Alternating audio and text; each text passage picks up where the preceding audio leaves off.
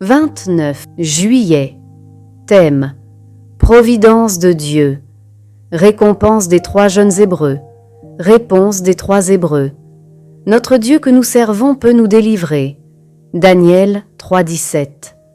La providence du Seigneur agit d'une manière variée, et ce n'est pas aux siens de décider quand devront venir les délivrances remarquables, ni à quel moment ils seront, en apparence, livrés à leurs ennemis sans aucune manifestation de la faveur divine.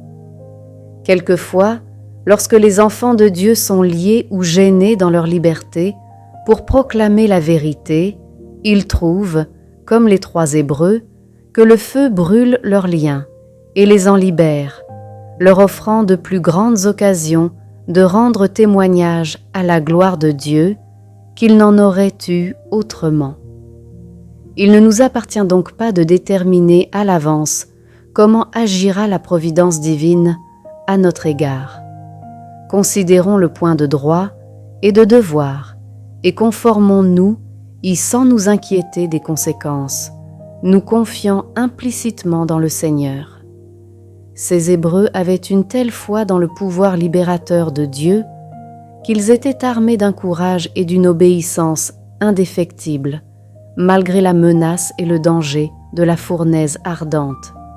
Il est donc peu étonnant qu'ils furent honorés de la présence du Fils de l'homme qui éteignit l'ardeur du feu.